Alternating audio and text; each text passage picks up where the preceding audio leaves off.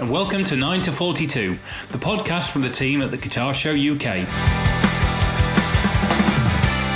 Join us for interviews, updates and chat with artists, influencers and those that manufacture the gear that we love.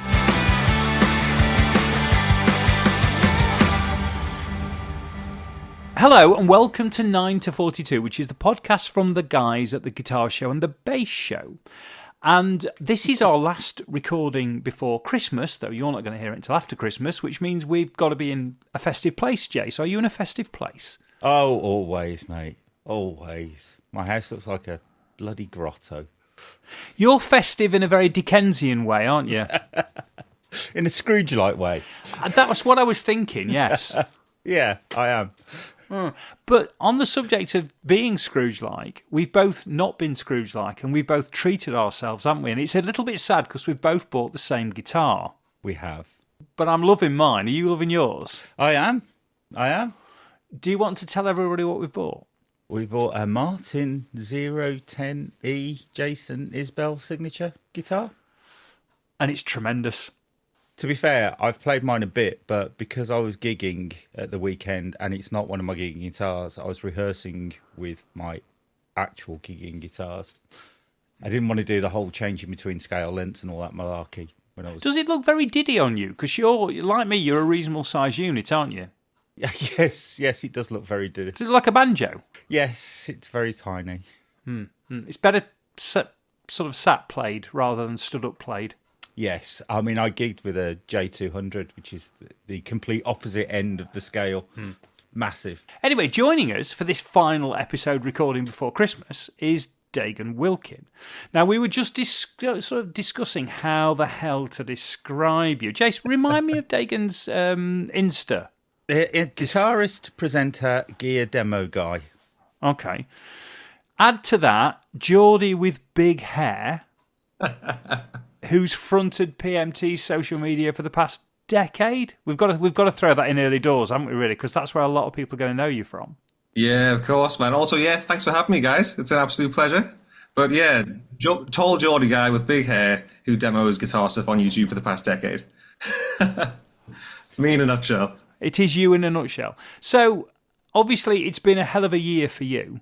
Yeah. And we probably ought to do the PMT thing first, actually, because it's prescient in terms of the way the year's gone. And obviously, for those of you who, well, everybody listening to this will be aware, because you'll all be people who are going in and out of music stores, that we lost the retail chain PMT in the middle part of the year. Obviously, you've been working there for a decade? A decade, yeah. I started in April 2015 and it went under in June 2025. So just over 10 years by a month. And you started in, I'm assuming, I'm going to go stereotype and say you started in the Newcastle store. I did indeed, yeah. Well, I started at the Newcastle store and I didn't realise it was building the store as well. So my first month there was laying carpet, putting ceiling tiles in, drilling guitar hangers into the walls. So, yeah, we literally built that store from the start and it lasted 10 years before everything folded. And it was quite an amazing store, wasn't it? Because it was down on the way towards... down towards the quayside. Quayside. Yeah, down at the quayside. It was a lovely location. It had been a guitar store there for years. It was Sounds Live prior, and it was Sound Control before that. So, like, that spot in Newcastle had such a prevalent part in the music industry for decades. So, in essence, it's also a shame to see that go. And Newcastle lose another music store because we lost JG Windows, another local store, earlier in the year as well.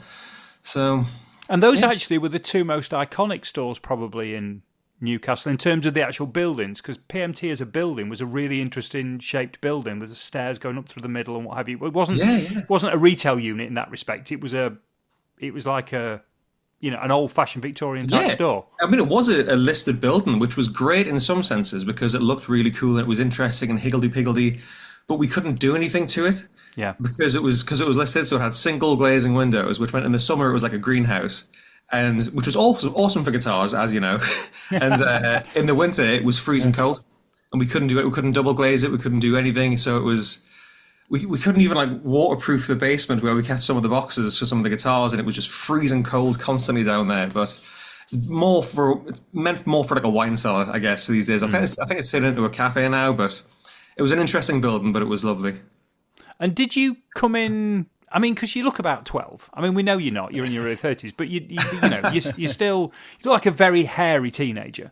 And so, were you straight from school there, or no? You must have been doing a bit of something beforehand. I take it. No, I could give you 10 guesses and you wouldn't guess what I did beforehand. I was a fishmonger. I nearly said fish. I was just about to throw in something to do with fish. Is it just because it's the Newcastle thing with Quayside and all that jazz? No, I just thought, what's the most out-of-the-way thing that clearly can't be true? Let's throw fish into the equation. Yeah, well, not fully fishmonger. My dad owns a smokehouse in Sea Houses, if you know where that is. I do. The smokehouse there. So I work for him smoking salmon and kippers and stuff since I left college doing music. And then I was there for 3 or 4 years and PMT opened and off I trotted, and now here I am.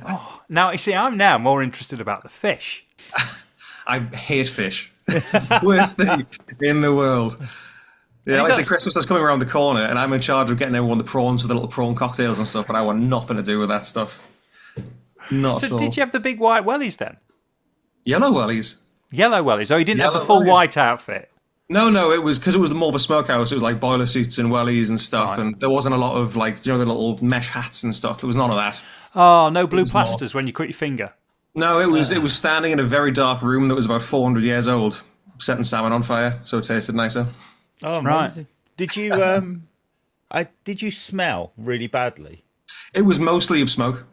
It was a very smoky kind of, like, do you know when you smell like smoked meat and whatnot? It's Yeah. not a very meaty smell, it's a smoky smell, so it was just that constant, which is awesome for someone who's in the late 20s with long hair, because it just sticks to you, Yeah. which is interesting.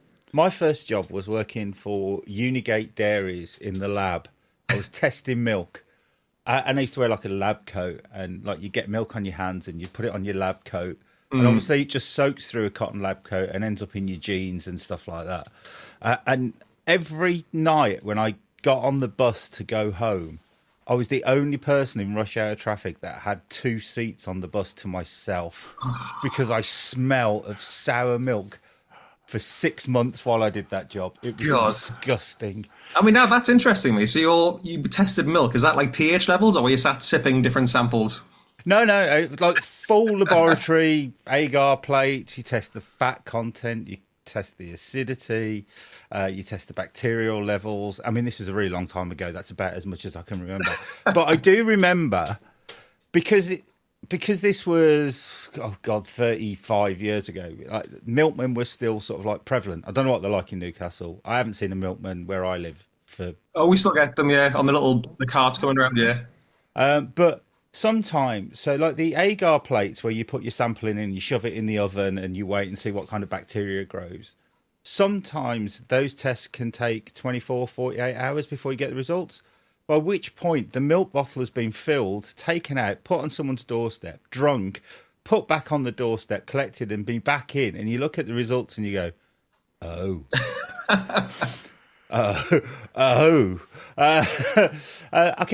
The only thing I can really remember is that Unigate used to make the milk for Tesco, and the Tesco milk had a higher pass rate required than Unigate's own milk. Interesting. I love how inherently this isn't a gear podcast as well. It's more of a musician's podcast, but we are going quite in depth with testing dairy products off the bat at the start. Yeah, I actually am struggling a little bit with where this has all gone, because so far we've had smoked fish, right? We've had smoked fish, which I think is brilliant. We've since found out that Jason used to have, I guess, what we're describing now as a cheesy crotch, which got you extra spaces on the bus. true. Yeah, and then you knew where sort of food poisoning had happened. yeah. But unfortunately, you weren't in a position to stop it. So you're like the shittest milk superhero ever. To be fair, I was on a YTS. It was not my responsibility. All right, okay. Amazing. Let's get back to you in PMT then. Right. So was PMT, was that a career choice, or was that just better than smoking fish? Well, it was just because I went to college in Newcastle doing music, which was great for 2 years. And then leaving that, obviously, I wanted a job, something to do with music. And I'd message all the guitar stores in Newcastle constantly on a monthly basis of any jobs for a kid doing anything, sweeping the floors, making tea or whatever. And then when I saw the PMT were opening a store, I just used every avenue I could to get a job there. So much so that I got the job because I sent the CV through. Everything seemed okay. I didn't hear him back for days, and I ended up calling up, and it went through to, if you know who Gaza Chapman is. Oh, yes. Yeah, Gaza, the Birmingham store picked up, and I was like trying to explain what I was doing. He's like, "Why have you called the Birmingham store?" I was like, "Well, this is my credentials, and this is what I want to do." And Newcastle's opening a store. He called Terry this was a Thursday. Terry called me on the Friday. Got a job Friday afternoon and left my fish job on Monday. So it was all over the case of like 4 days after not hearing anything for a while, just persistently irritating these people to get a job, and I got it. Wow. Wow. But that doesn't answer whether did you think that was going to be a couple of year thing? Was it stepping stone to something else? Because 10 years in a one music store in our industry is actually, that's quite unique. Yeah, no, for sure. When I was that young, I didn't really know what I wanted to do. I just knew I wanted out of the whole fish thing. I was in quite an established band that I left in 2014 called States of Panic. We toured Europe and did festivals and download and stuff, and I was just kind of sick of that part of it. But I've always been massively interested in gear, like the intricacies of guitars and just how much you can do with it and just how interesting they are as things to make noise and create with. So the dream was to work in a music store and to do the video thing. And obviously, I guess we'll talk about that in a second, but just getting my foot in the door was just the best thing in the world, whether it lasted 6 months or 10 years. I just needed that to happen, and it did. Okay. Before we get on to you, I'm going to ask you one more weird question about that store, which is the lad who played on one of the Steve Vai albums. Yeah, Tommy. Didn't he work at that store as well? He did indeed, yeah. Thomas McLaughlin. Because he obviously left the music industry when he was 18 or whatever, after being the kid in the audience's listening music video and going on tour with Vai, opening for Ozzy Osbourne, and there's a great picture of him sat on Zakk Wylde's shoulders, and he was at the Jason Becker concert, he's played with Eddie and stuff. He was just kind of sick of it all, so he was not playing guitar at all when I started as well. He was massively into production and like not necessarily EDM, but like just electronic music in general. Yeah. That's where he was scratching that itch, and he loved the whole production side of things. Right, but he wound up back at that store. I remember walking in one day and he was there. That happened all the time. Not looking like he obviously did in the video. Obviously, he had the same face though. Like he never grows up. He's just got exactly the same face. Yeah, that's exactly right. His face had stayed the same, but his body had aged. And apologies because I probably said hello, but that's as far as it's got. So apologies if I've kind of insulted you there. But it's kind of that was how he was. He was. He's one of the nicest guys in the world who's happy to talk about all his crazy timings and stuff. And obviously his career is doing fantastic now because he started to get more into guitar while being around musicians in the shop. Yeah. And obviously back in between 2015 and 2020, I'd say guitar music was great, especially in store. Like before COVID and everything got ruined with that, like people were buying guitars, people were excited about guitars coming in, and that kind of slowly got him back into it. And that's why McLaughlin is back in the capacity he is today. Wow. So on to you then. Did I see a clip of you today in that very first PMT video you did?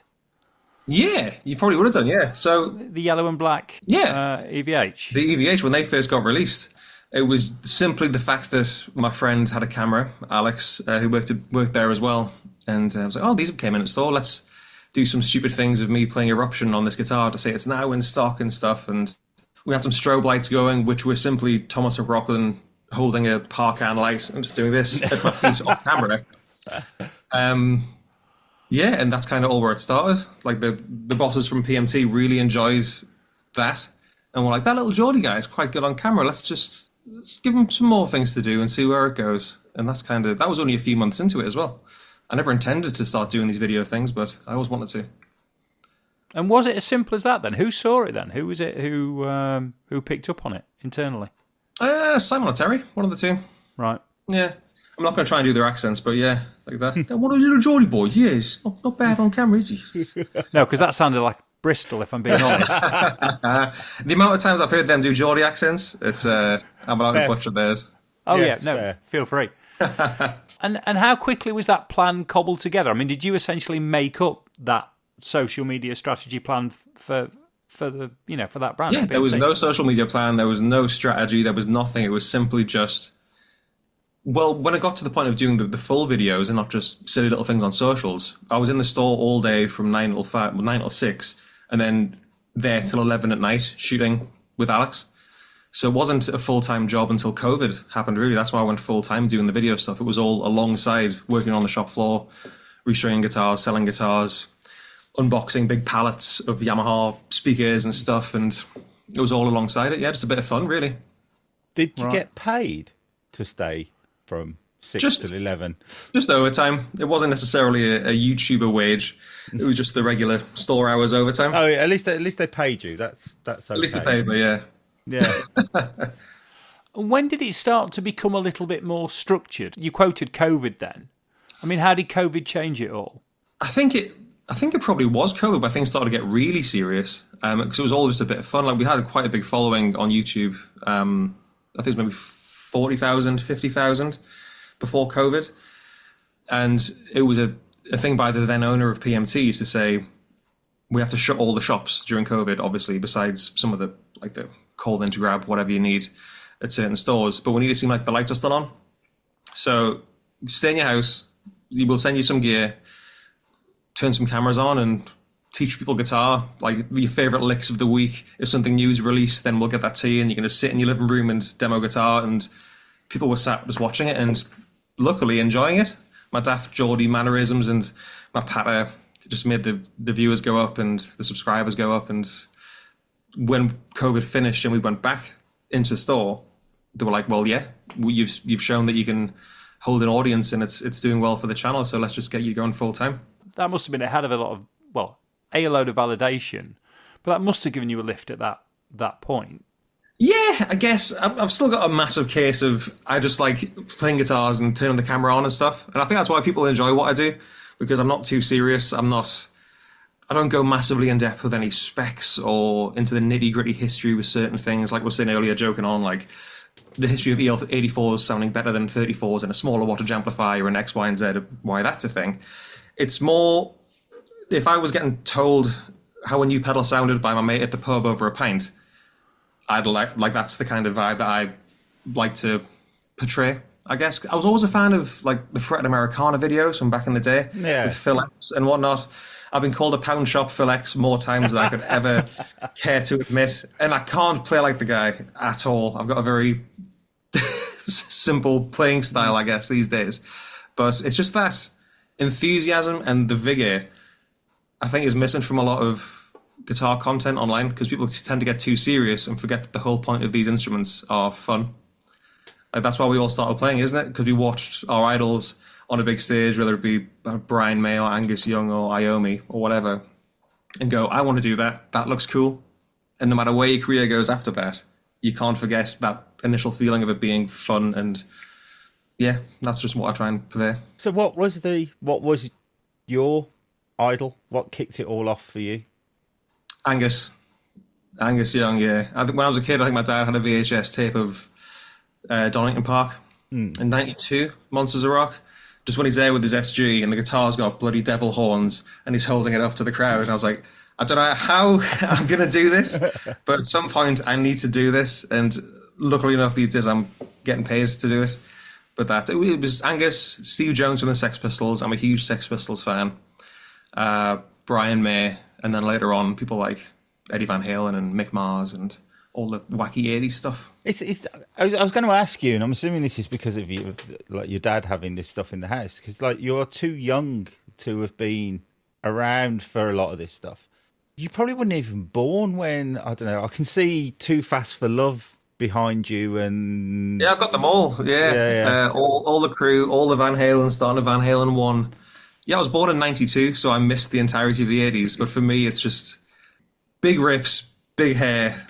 Do you know what I was saying before about guitar playing being exciting? Yeah. In my head, it's the most exciting time for guitar music because it was just so lavish and grandiose in the most ridiculous way. It just puts a smile on your face, and I love that. I've always said the 80s full stop was the best decade for music, not just because of the sheer breadth of what we had. If you look at what we started the decade with and what we finished the decade with, how many global acts established themselves in the 80s. A lot of them were still going. And the fact that you can talk about 80s music and it covers so much in terms of genre. Yeah, even bands from the 70s then changed to sound more 80s style, like ZZ Top, for example. Yes. They totally changed the way they sound to fit with that, but still stayed relevant. Yeah, well, I mean, you just look and you go, okay, Jackson's theoretically 70s, but probably 80s in terms of the a lot of his output. Springsteen's an interesting one because he establishes mid-70s and not some of that, but 80s massive decade for Springsteen without a shadow of a doubt. You look at what's going on with Prince, you look at what's going on with Madonna, you look at what happens with U2 in all that. There's 25 years worth of established bands who have almost been like the framework of the music scene, and it's all kicked off in that particular decade. That was shown in the charts as well. I was remember seeing like the top 10. It was such a varied genre. Like there was Michael Jackson, there was Van Halen or a Motley Crue chucked in there. There was reggae, there was everything. There was such a diverse group in the Billboard Top 100 or whatever you want to call it, compared to what you got from the 90s, 2000s, and now everyone just enjoyed consuming so many different styles of music. And as I say, the point for me is the starting point to the end point. You start with the back end of punk. You start with, some of the Pink Floyd and other bits, and you end with dance music. In reality, with what became a dance scene that then lasted for another 10 years on is all sewn there. So it is a phenomenal decade. Do you think there's a lot of people your age who really are anchored to that decade in the way that, say, Jason and I are, because we lived through it? I think a lot of musicians are. Definitely. People who are savvy to, whether it be guitar playing or just musos in general, always have that anchor to the 80s, because everything was kind of developing in the 60s and 70s. Like you say, everything kind of came out in the 80s, and we've kind of been riding off the back of that for a bit. So I do think, again, with guitar players especially, there's a lot of love for that decade. Let's move on to, because obviously we've kind of got you. We've kind of got what's happened at PMT. We've got how you've got established. We've got where you've got to. Your full-time social media, that's kicking in post-COVID. So that's what, 21, 22, that kind of time, I'm guessing. Yeah. Everything's going fine up until this year when it suddenly isn't. No. That must have been a hell of a moment to be around, particularly as you've... Yeah. Your career, to a certain extent, is inextricably linked, isn't it? No, for sure. It was one hell of a blow.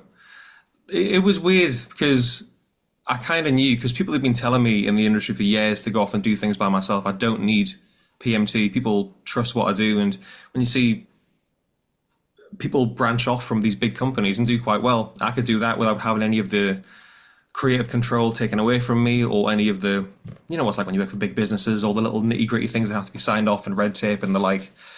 So when it all kicked off in June, I was kind of okay, knowing that, okay, this is the push I needed to go and do stuff myself. It was just horrible for all my friends. It really, really I had an awful few months, like just thinking of what all my friends are going to do, whether it be in Newcastle or the friends I've made throughout PMT, because there was like 15 stores in the end, and there was no build-up. There was no... I mean, people could kind of smell it coming slightly, but not the way it happened. Just someone coming at the store one day and turning the lights off and telling us to go home. And that was the Thursday, and the next day I was off to play Download with two of the lads who were also in the store in the same band. Oh, so that was a very quiet drive to Donington Park the next morning, knowing we'd all lost our jobs the night before. But it was very immediate and intense. But like I said, I think I was lucky because it was the kick I needed to do my own thing. So you're sat potentially, it looks like a studio. There's guitars hanging on all the walls that you can see. There's a million amplifiers behind you as well. Is this a studio you've set up at home now? Yeah, this is just my little man cave. It's always been like this. I just put some big lights in and turn some cameras on now. It's always just been my little room to come and sit in and make some noise and have some fun. I've got a horrible hoarding habit of guitars. So yeah, it was kind of nice that I already had a place set up, which was cool, and not too dissimilar to the way PMT was. So it wasn't a massive juxtaposition for people to go from seeing me in one space to a different space. I'm assuming the way it kind of went with PMT was, I don't know, we've got a deal on 1 million Yamaha guitars this month. Can you do something on the Pacifica or the Revstar or something? And you're kind of there to, do an entertaining video, but ultimately you're there to sell product. Yeah.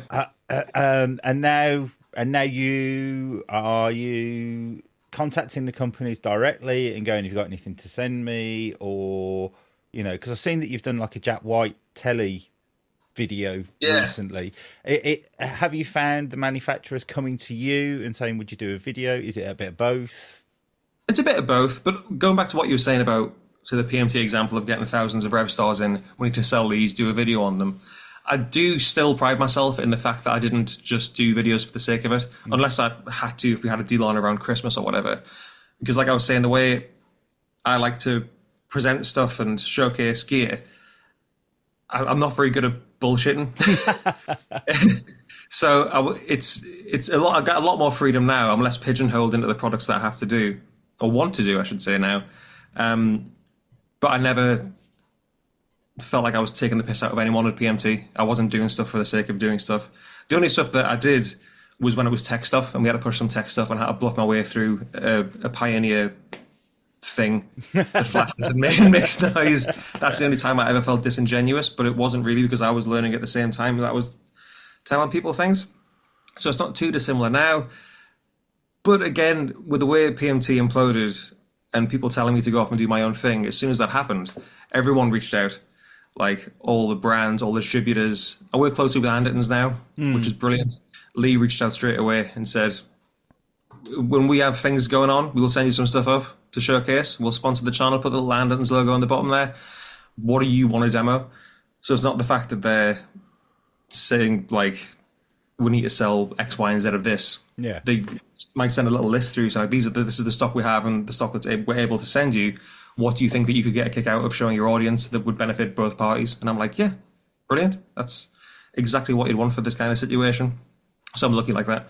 I'm just going to go back a little stage, just for a little bit of an explainer, really, for those that might have found this bit a bit difficult to understand. That the reason why PMT kind of ended so abruptly is that was private money involved. Venture capital involved in that business. So often in those situations, when there's a money man in the background and they make a decision that it doesn't make any sense to put any more money in, then these things, the switch off is instant.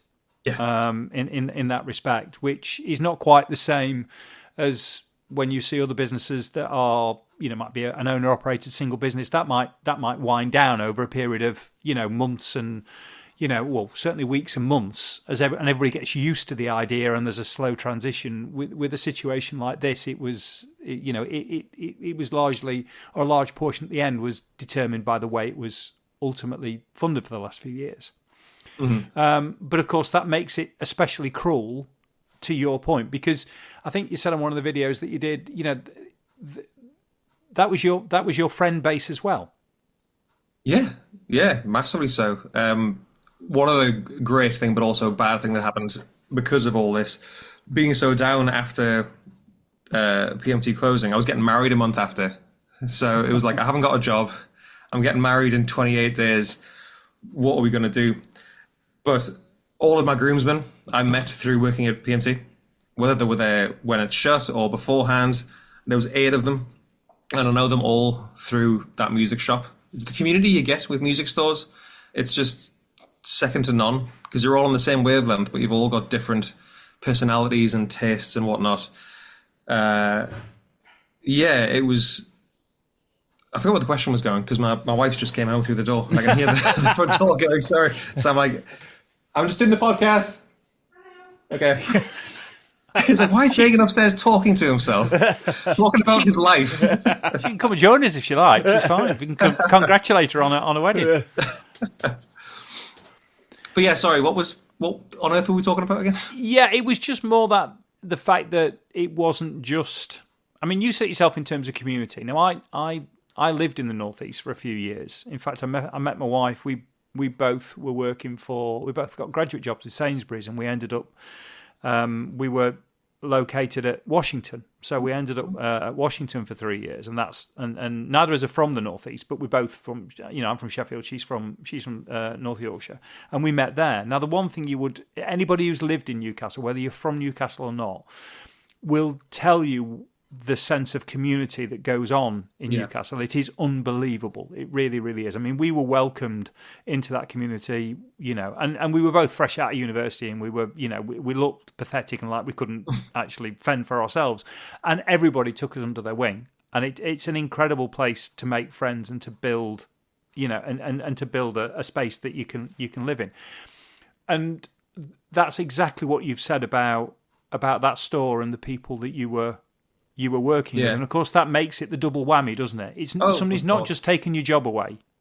Yeah, they've taken the friend group away. Essentially, the people that I always say this to my wife Lucy. I was like, I saw them more than her. Like for 10 years, seeing the same people every day from 9 till 6. You just understand everyone so well, and you're so close to everyone, and you cheer when someone gets a mortgage thingy, or they buy a new car, or they get a new girlfriend, and you feel for them when something bad happens for them. It's on such a personal level. Also, you mentioned something there with the community of Newcastle.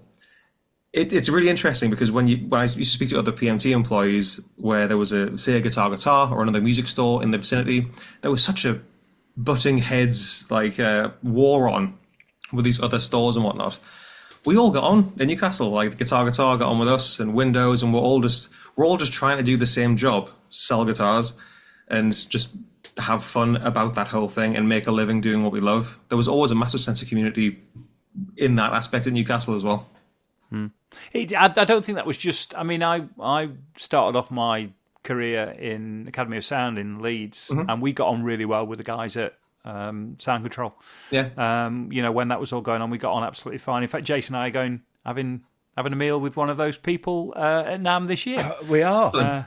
As he now has got a posh guitar job. But I think I don't know whether it was a northern thing or not, but certainly in Sheffield, certainly in Leeds, certainly in Manchester, there didn't seem to be that. The stores did actually all get on. A lot of the people from the stores got on. You'd often go and look at what somebody else was doing, and you wouldn't like mystery shopper store. You'd just go in and say, I've just come to have a look around, see what you're up to. You know, it was always fun when I went into these stores, because of the YouTube thing, they were like, "What on earth are you doing here?" I always end up chatting to them. The boss would always come down and would talk business, talk shop, as it were. But it was always fun popping my head into anywhere. They'd just be like, "What? Why are you here? Shouldn't you back in dungeon in Newcastle?" You never needed to wear a PMT t-shirt, did you? There was never really a need for you to do that. It was so obvious. There was for a time when we had the bowling jacket, the bowling shirt things. That was all branded, but yeah, stop wearing that. As you can see, I've got a very specific way of dressing, so I should have dressed up for you guys as well. I've just got a t-shirt on. I should have had all my jewels on and my cape and stuff. Well, as you can see from Jason and I, we're audio-only people, so we never let any video of our... I don't know, I might have been video when I was 32, 33, but definitely not at 56. I'm not video now. Fair chance now. So obviously the years picked up, and ended fairly well. You've got married, congratulations. Thank you so much. It's it's going good. It took a while to transition everything. Well, I've never been self-employed before, so that whole kind of thing was a hurdle to get over. But again, help from friends, family, people in the business, and the industry just pointed me in the right direction and said, just keep doing what you're doing. People aren't sick of your face yet. Just keep pouring the coal in and see how fast we can go. Mm-hmm. And there's two massive things coming up, obviously. One is, because I'm used to seeing you floating around at NAMM. Yes. Are you heading out again this year? No. If I was going, it would have to have been with a brand or a company, because I would love to send myself to go, but I got married, like I say, and weddings are expensive. So so all that money's getting put back into that. But I think the year after I'll probably go. Didn't plan that out as a belated honeymoon then? I don't think it would fly, unfortunately. Oh, come on. Okay. Disney's next door. As much as we both love LA, that trip to Anaheim, it's well, you guys both know, NAMM is wonderful for an hour and a half.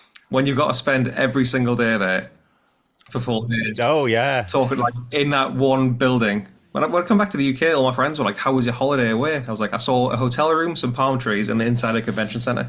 Yeah. Which is as wonderful as it is. It's not glamorous. No. As glamorous as I think it's perceived. I mean, we're on 20 plus NAMM trips each, and these days, we go out a couple of days early because otherwise, all you see is airport, South Harbour Boulevard, whatever hotel you're in off South Harbour Boulevard, and the convention centre. And it's like, I'm not flying 6,000 miles to see the same bloody half a mile strip of road.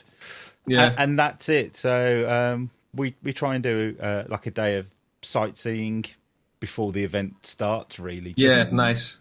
Yeah, that was always my plan, to go stay somewhere like Orange County-ish and not be in the Grand Central on South Harbour Boulevard, which was always my go-to. Was it Grand Legacy at the Park? I think that's what it's called. That's always the go-to for me, but try and stay somewhere a bit off the beaten path. Yeah. Just so it's a bit more than what it has been for the past years. Because I've done 7 NAMMs, I think. And like I said, it's just very samey. It's wonderful. Like it's just a great place to catch up with people for like one time a year. Catch up and see some cool stuff, and like in my case, document it and show the rest of the world. So I will miss that massively, but you we'll can see what the next year holds. do it at the guitar show. Of course. Which was the second big event I was just getting around to. Yeah, it's a lot more my kind of vibe, the guitar show. Yeah, it's more. I think people get sort of like swayed by the videos of NAMM and the magazine reviews of it and so on, but actually, it's nothing like how it's presented in the media. It's Other than the first year you go. yes, And you can't ever replicate that first year again. It's never. It's just diminishing returns after year one, because you're only ever going to see that building once for the first time. You're only ever going to walk down Convention Way once for the first time. And it is spectacular the first time you do that. You're only going to wander into the halls once for the first time. But after that, then you're right. What it then becomes is, bizarrely, a very, very efficient way of seeing pretty much the vast majority of the UK music instrument industry in the shortest possible space of time. Mm-hmm. And with that as well, it's getting less spectacular every year. The first year I went, Gibson obviously had the huge things on the upper floors and all that crazy stuff, and as you guys know, it's just getting less and less every single year. yeah, Yeah, the late 2017, 2018, 2019 were probably peak convention in terms of its sheer scale, in terms of the money that was thrown at it by the brands that were going. That was probably peak, I would have thought. And I think that's its biggest visitor numbers as well were around about then, as far as I'm aware, 18, 19. It was about 110,000 people or something were going. Yeah, I think that was either 18 or 19. It definitely hit somewhere between 110 and 120,000 people. But that was absolutely it. It's never been the same, and certainly not the same post COVID. But even so, even if you went now for the first time you'd ever been, you can only do that first walk down Convention Way once, and it's never quite the same again. Whereas the guitar show is the gift that keeps on giving. Well done, mate. Thank you. And obviously I'm right on this, aren't you, Jace? You're on the live stage, aren't you, Dagan? I am indeed, on the Saturday. Yeah. Doing some fun little pedal demos and whatnot. I don't know if I can give away the kind of stuff I'm doing now or No, whatever. go for it. Yeah, it's kind of just, there'll be a little Q&A at the end because people love asking me questions about things I don't know. About what's better, a Boss Katana or a Catalyst Line 6 thing and stuff like that. But I'm going to do mostly how to create famous guitar sounds with the smallest amount of pedals, essentially. Because everyone back in the day, again, speaking about that, the key decades of the 70s and 80s, there was only so many guitar pedals you could have. Phasers, tube screamers, analog delays and whatnot. So talk about how to set these pedals up to, one, achieve the most you can out of the pedals and the different ways in which you can use them, which might not be conventional, but also how our guitar heroes utilize them as well. Just a big kind of nerdy pedal chat.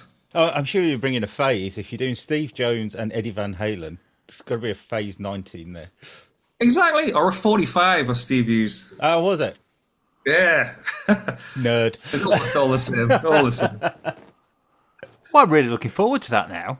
It's going to be good, yeah. I just want to do something a little bit different because I'm not wanting to stand there and play along with backing tracks for however long it's going to be.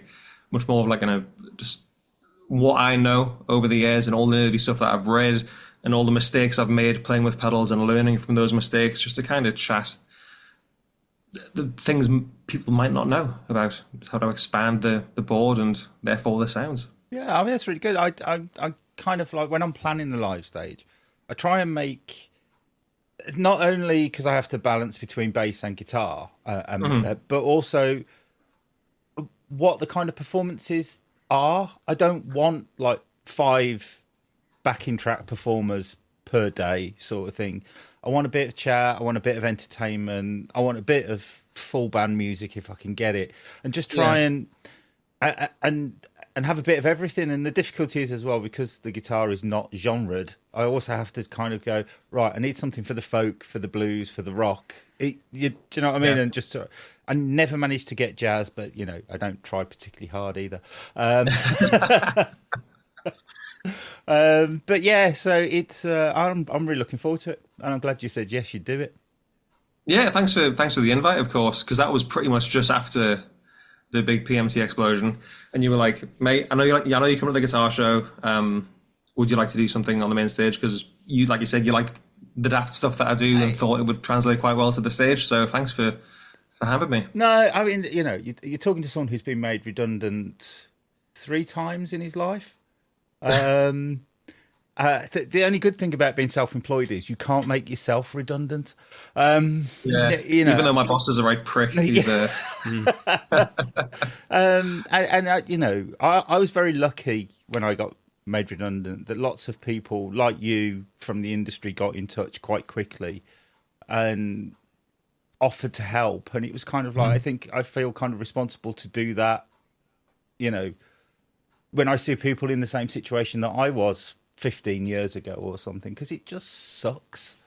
Yeah, but it's again massively appreciated, and it was such an uplifting chat we had when you first offered, and it was the first kind of thing to make me go, you know what, let's just keep at it, keep doing what I'm doing, and yeah, it was a bit of drive, a bit of fire under your arse kind of thing.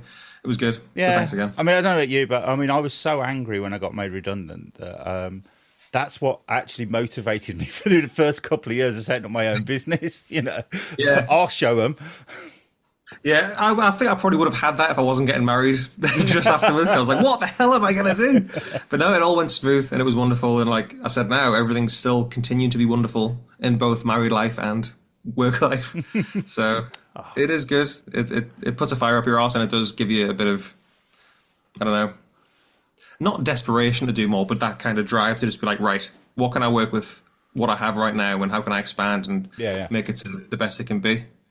Cool. So the key dates in your life, if your video that I was watching today or anything to go by, are 22 and 32, because that was your start of your time at PMT and the end of your time at PMT in terms of your age.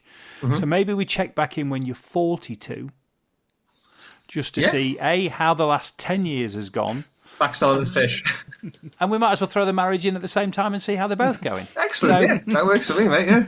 You know, if we give ourselves December 2035, put it in the diary now, I was getting on, and see how we're getting on at that point. Dagan, it's been an absolute pleasure. Thank you very much for making the time for this being our last recording before Christmas, which is great. Yeah, thank you so much, guys. And we'll see you at the guitar show, which is, Jace, giving you an opportunity for dates here. February the 28th and March the 1st. There we are. We are cusping it this year, aren't we? Oh, I hate it. It messes up the artwork terribly. I know. You have moaned about that 2 or 3 times. I know, it really, in a way that really annoys me. I know, I can tell it. You need to let that one go. But I can't move it further because then it's before payday, and no one wants to go to a guitar show the week before payday, do they? They don't. The fun thing about that weekend, sorry, I forgot to say, I booked a tour. Well, my manager for the band booked a tour. It's like, right, the first dates are that weekend. So I'm going Liverpool, playing a show, Birmingham for the guitar show, up to Huddersfield for the Saturday night, and back to the guitar show on the Sunday. So I'm going to be... you're going to be knackered. 110% that weekend. I'm going to be absolutely buzzing off it. It's going to be good. I can't believe you're playing in Huddersfield on that night. 'Cause I live in Home Firth. I'm 4 miles from Huddersfield. I'd have gone to see you if I'm not coming back from Birmingham. I mean, I love you and all that, but I'm not coming back from Birmingham to Huddersfield to watch you play and then going back down again. No, it's going to be good. It's going to be really good. Yeah, your manager needs a swift word, I reckon. Do I need to change the time of your live slot to be a bit earlier? I can't remember what the time is, but no, I think it's about 1 o'clock-ish. I think. Right.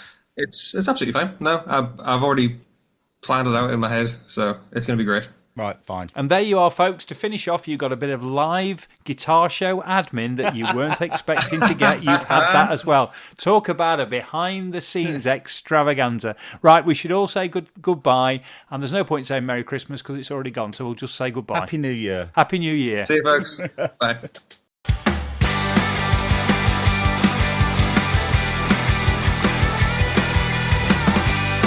Thanks for listening to 9 to 42, the podcast from the team at the Guitar Show UK. If you've enjoyed the show, then please remember to hit the subscribe button and share with other like-minded souls. For more information about 9 to 42, please follow us on Facebook, Twitter or Instagram at the Guitar Show UK. This has been an A Short Stories production.